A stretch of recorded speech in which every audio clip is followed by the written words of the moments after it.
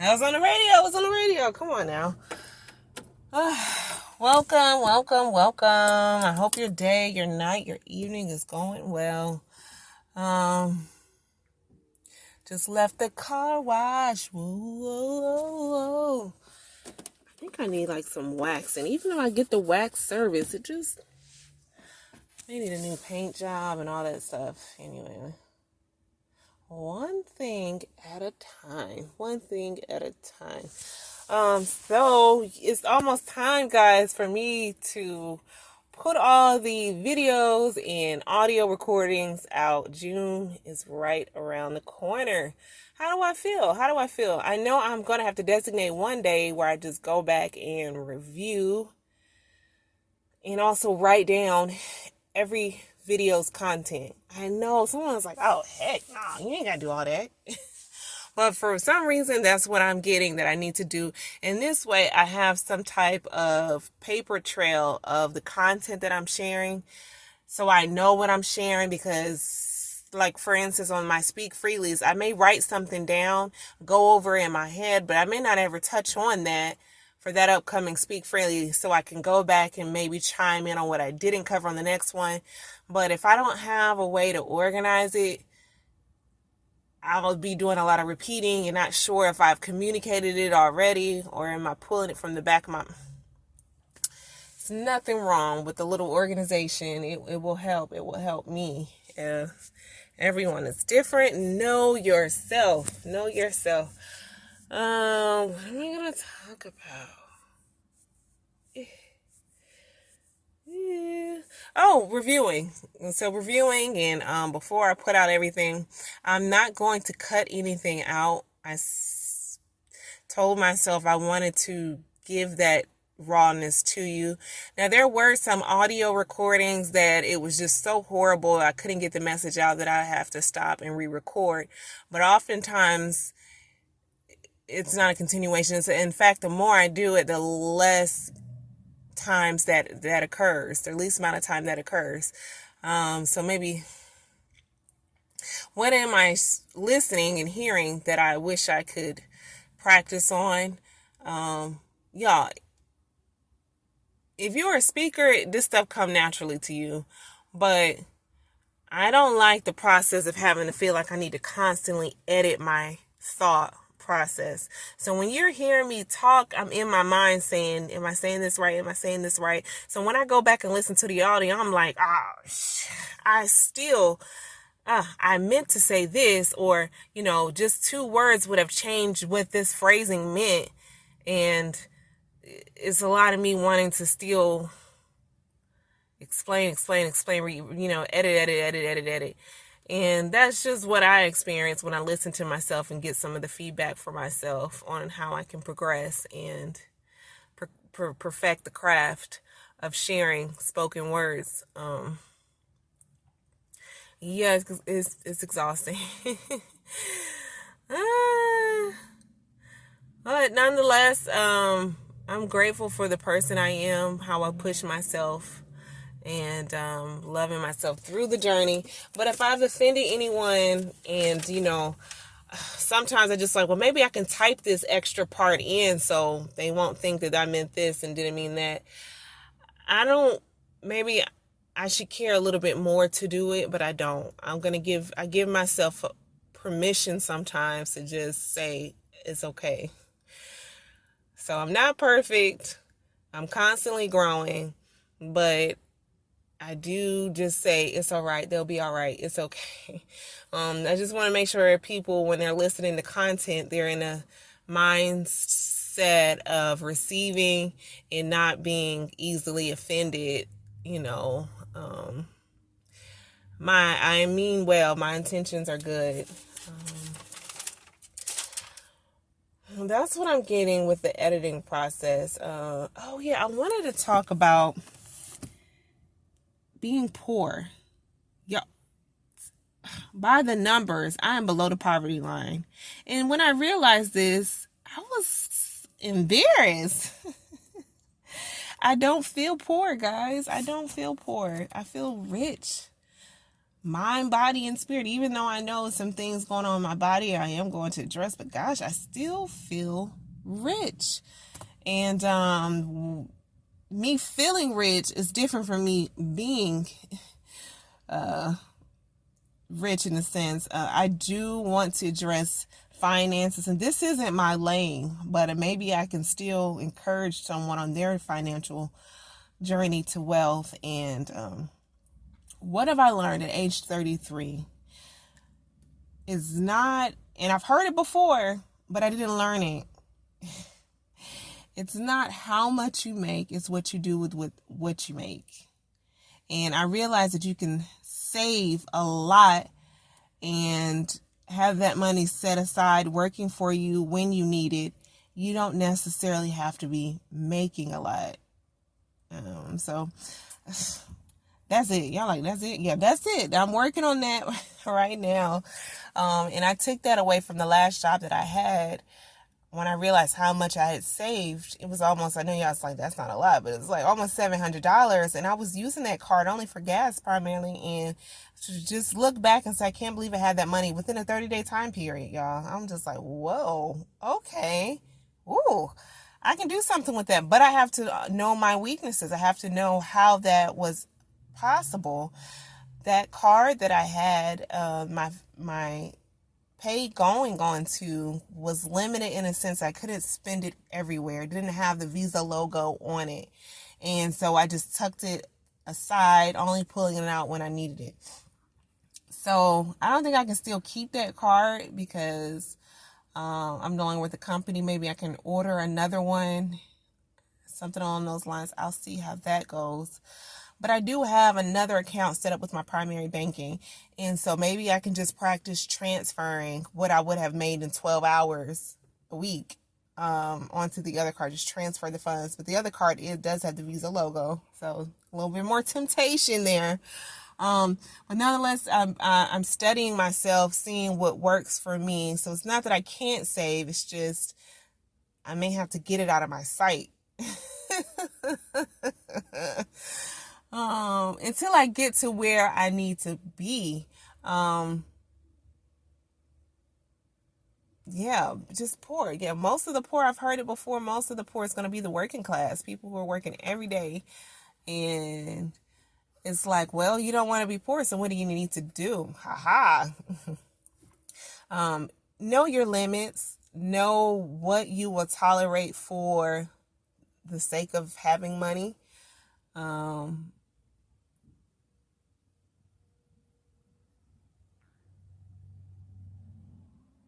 I'm thinking, I want to sing this song. I'm like, have I already recorded and talked about this? This is why I need to go over the content so that at least it doesn't feel like, but it's this song called, Some People Got to Have It, Hey, Hey, for the love of money.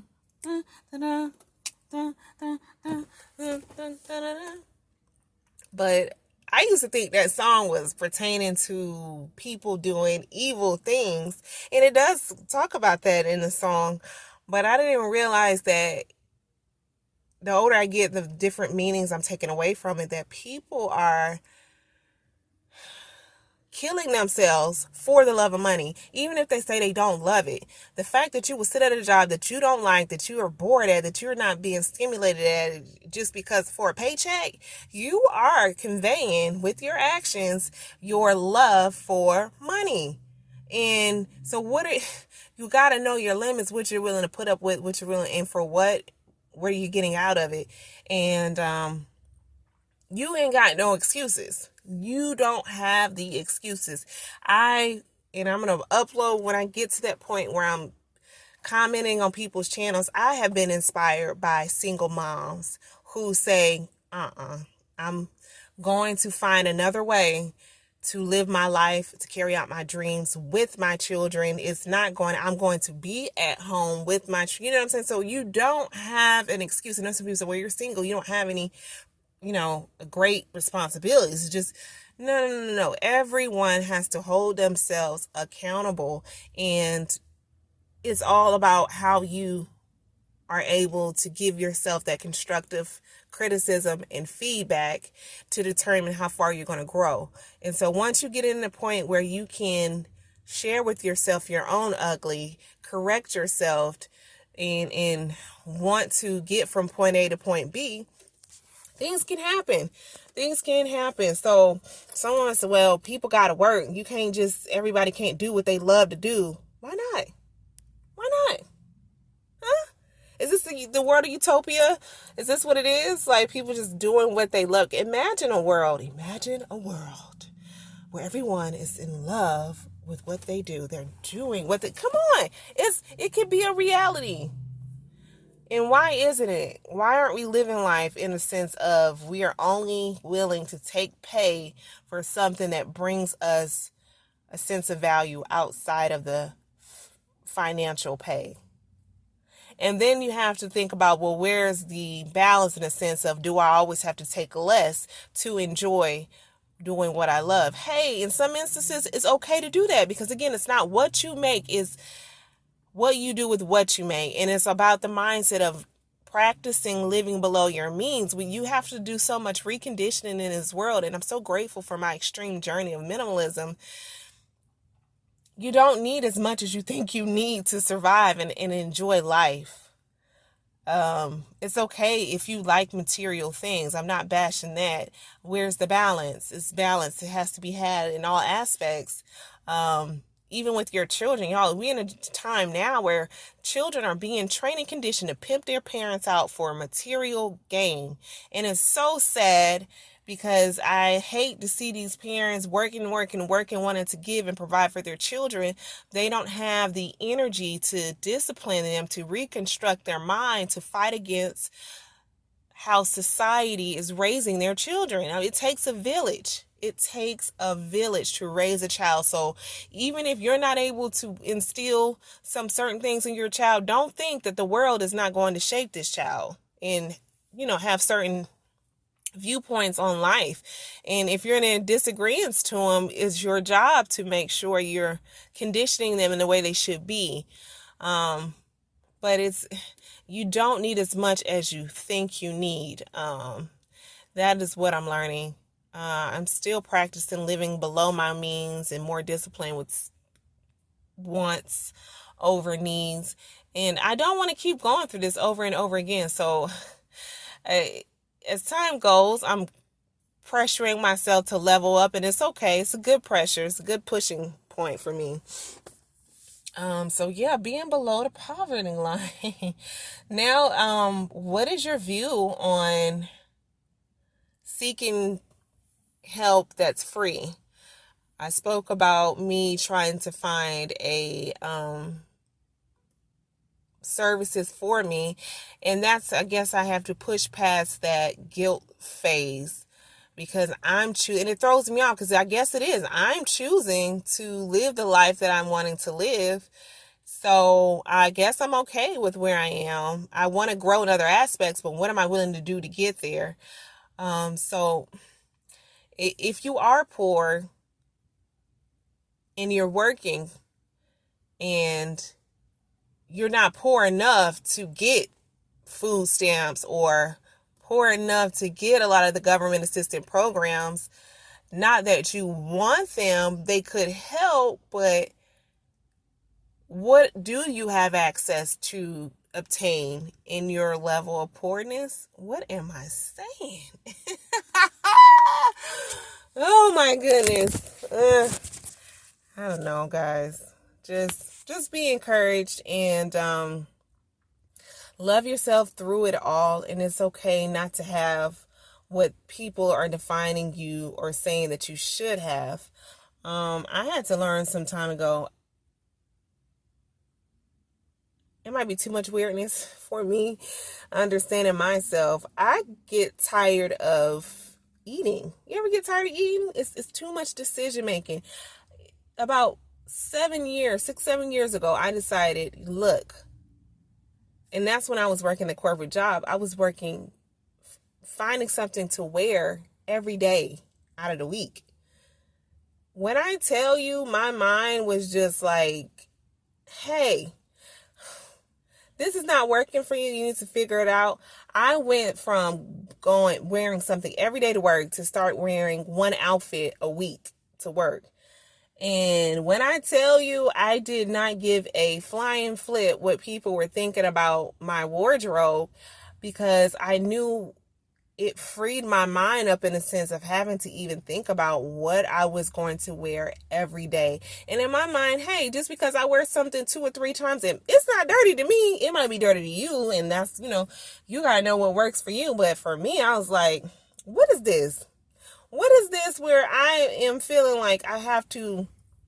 And if you feel every time you wear something is dirty, guess what? You are adding on to your load in a sense, because now you have to keep up with washing these clothes. Now you have to keep up with what do you need to wash, and how does that impact other things? It's energy and time. And so until this day, you guys, I still practice that. I do not care. I know when I start feeling like it's dirty, then I'll make the adjustments, but I don't care if you see me wearing the same thing for 3-5 days out of the week. Yep. All right. It works for me. You have to do what works for you. Same with your finances and in all the aspects of your life. You must figure out what works for you. And I know you're like, oh gosh, you're so self-driven. Is this a bad thing? Balance, moderation, everything in moderation. I just feel like you're going to be equipping yourself to live a life in its entirety. Once you start being in tune and engage with your self needs and wants, and doing that self-coaching to correct yourself and to grow.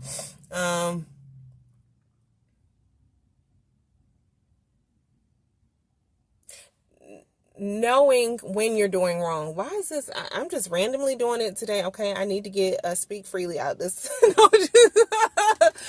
knowing what you're doing is wrong. I got a ticket some time ago, 5 miles over the speed limit. I was so upset. All I could do was laugh. And in my mind, I was like, this has got to change. We definitely need to give these officers something better to do. I feel like 5 miles over the speed limit, but I needed that because I had been operating out of order the whole time in ignorance. For some reason, I don't know how I came to the conclusion. I don't know where that came from, but I always thought you can go 10 miles over the speed limit. Anybody else felt the same way? Just me? No. Going 1 mile over the speed limit is speeding.